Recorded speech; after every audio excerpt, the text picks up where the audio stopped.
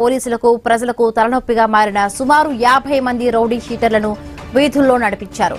జిల్లాలో నేరాలు అరికట్టేందుకు ఎస్పీ అజిత అడుగు ముందుకు వేశారు. నేరాలకు పాల్పడుతున్న రౌడీ షీటర్లను బీఆర్సీ నుంచి గాంధీ బొమ్మ వరకు ఊరేగించారు.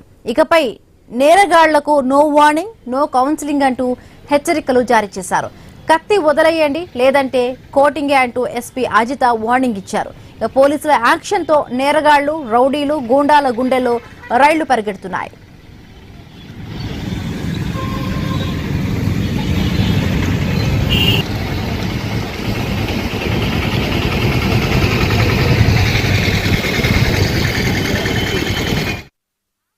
ప్రశాంతంగా ఉండే నెల్లూరులో ఈ మధ్య తీవ్రమైన నేరాలు జరుగుతూ ఉన్నాయి. నడి రోడ్డుపై హత్యాయత్నాలు చోటు చేసుకున్నాయి.